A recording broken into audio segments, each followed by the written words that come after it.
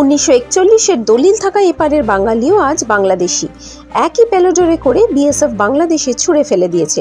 মালদার কালিয়াচকের জালালপুর 1941 সালের কালিয়াচকের বাড়ির ব্রিটিশ আমলের স্ট্যাম্প পেপারে সাব রেজিস্ট্রারের শিলযুক্ত দলিল থাকা পরিবারের সন্তান 21 বছরের আমির শেখকে রাজস্থান থেকে তুলে ডিটেনশন ক্যাম্পে রেখে গুলি করার ভয় দেখিয়ে বিএসএফ ঘোড়াডাঙ্গা বর্ডার দিয়ে বাংলাদেশে ঢুকিয়ে দিয়েছে। বাবা জিএম শেখ সারাক্ষণ কাঁদছেন বাংলা পক্ষের সাধারণ সম্পাদক গড় চট্টোপাধ্যায়ের সামনে। তো বিএসএফ বলছে এই যে বন্দুক গর্দানে দিয়ে বলছে বাংলাদেশে যাও नहीं तो गोली मार देगा। এরকম ভাবে ওরা কেন করছে, কি জন্য করছে আমি বুঝতে পারি না। আমরা বাঙালি কি হয় কি আমাদের অপরাধ না? বাংলা কথা বলা অপরাধ আমাদের? আমরা বাংলায় থাকি, আমাদের বাংলায় মাতৃভাষা, আমরা বাংলা মাতৃভাষা আমরা বলতে পারি না? আমরা কি ভারতের লোক ভারতে গিয়ে কাজ করতে পারি না? আমরা ভারতে গিয়ে যেখানে যাচ্ছে সেখানে আমাদের উপর অত্যাচার হয়, কেন অত্যাচার করছে, কিসের জন্য করছে আমি কিছু বুঝতে পারি না। আমার ছেলে এখন বাংলাদেশে, ওখানে কান্নাকাটি করছে, ওখানে কি খাচ্ছে না খাচ্ছে আমি কিছু বুঝতে পারি না। আমি খুব দুঃখিত দাদা। আমার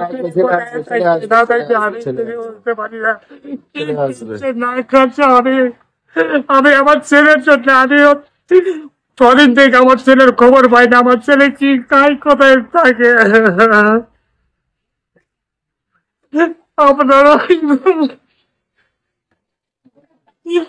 আমি 3 দিন খাটি দাদা, আমি 3 দিন খাটি। আমার একদিন না কাজ করলে আমার সংসার চলে না, আমি কি করে খাবো?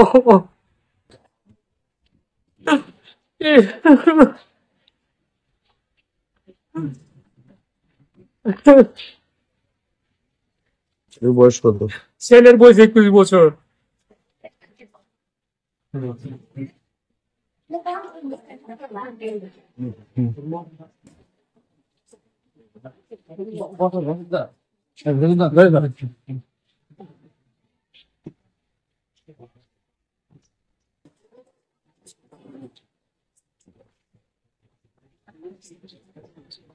কবে কাজে গিয়েছিল? আমার ছেলে 3 মাস আগে কাজে গেছিল রাজস্থানে। কোথায়? রাজস্থান ভিলপাড়া চিত্তর। হ্যাঁ চিত্তর বলে ওটাকে, চিত্তরগড়ি বলে। তো ওখানে গেছিল কাজে। কি কাজে? লেবারি কাজ করে, আমরা লেবারি কাজ করি। তো কাজে যাওয়ার পরে। আর আপনারা ব্রিটিশ আমল থেকে এই জালালপুর? হ্যাঁ ব্রিটিশ আমল থেকে আমাদের দলিল পত্র সবকিছু ওখানে। হ্যাঁ সব আছে, এই জন্য দেখাও দলিল পত্র সব দেখাও, সবকিছু দাদার ব্রিটিশ আমলের। আমরা এখান থেকে বাস করে বসা হচ্ছে। ছেলের বাবার দাদু 1941 সালে পিছন দিকে লেখা আছে ছেলের বাবার দাদুর। ছেলের বাবার দাদু না, বাবার দাদু। আমার বাবার দাদু। আপনার বাবা ঠাকুরদার ঠাকুর। হ্যাঁ ঠাকুর। হ্যাঁ এই যে ডেটটা এখানে দেখা যাচ্ছে, এই যে ডেটটা 1941। এই যে 1941 জন্ম সার্টিফিকেটটা দেখে নিন। এই এখানে আরেকটাও আছে, sub registrar Kaliachak, sub registrar Kaliachak. এই যে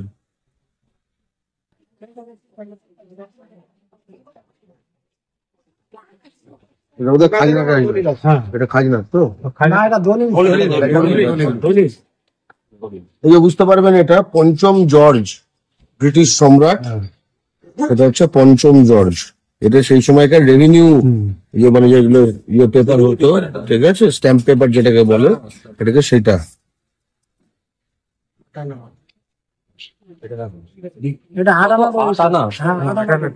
এই তানাজ ভালো করে রেখেছিল তো যায় চিত্তরগড়ে।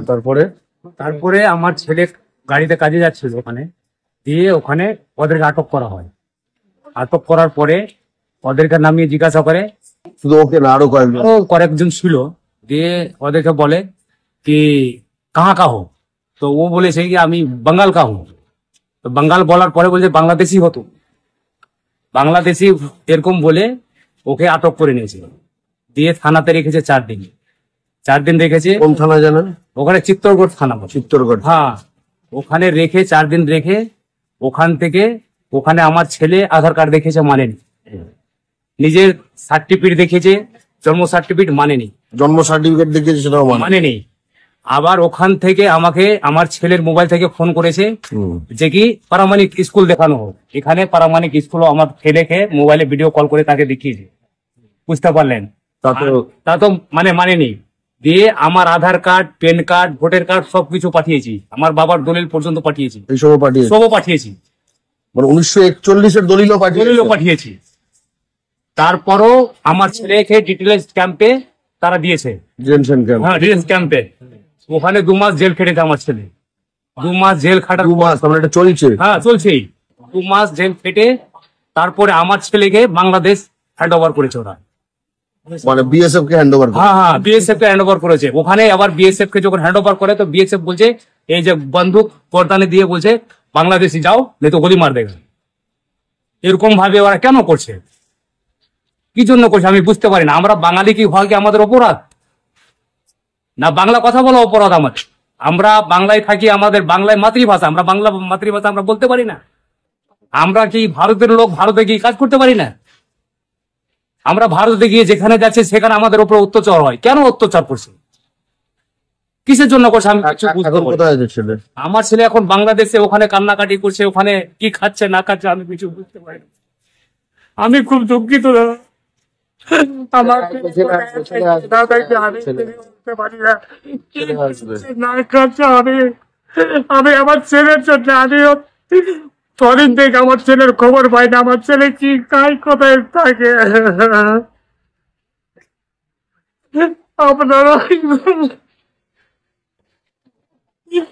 আমি 3 দিন খাটি, তো আমি 3 খাটি, আমার একদিন না কাজ করলে আমার সংসার চলে না, আমি কি করে খাবো?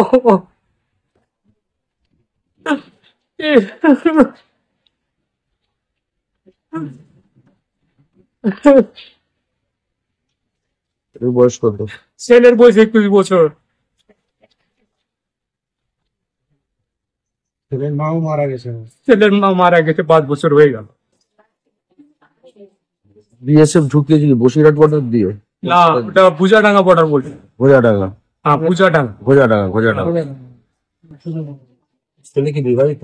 বিয়ে করেছে ছেলে? বিয়ে 21 বছর গেছে ছেলে। আমার 2টা ছেলে আর একটা মেয়ে।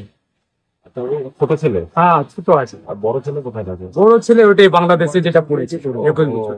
ছোট ছেলে এখানে হ্যাঁ ছোট ছেলে বাড়িতে পড়েছে, মানে যাকে ধরে রাখা ওকে মানে অন্য করবে, ওখানে পড়াশোনা করে বা কিছু ওরকম কিছু।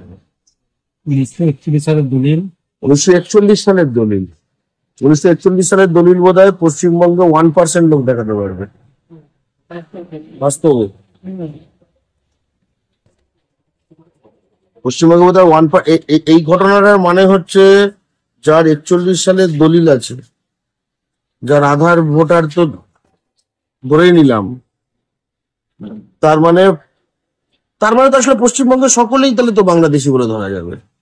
যার 41-এর দলিল আছে সে যদি ফরেনার বলা যায় দেশ স্বাধীনের আগে, তাহলে তো সকলে, তাহলে আর কি, তাহলে যারা এখন ভাবছে মানে বাংলা ভাষী মানে বাংলাদেশি, এটাকেই বলতে বাংলা পশ্চিমবঙ্গের বাঙালি মানে বাংলাদেশ, বাংলাদেশি বাংলায় কথা বলছে মানে বাংলাদেশি।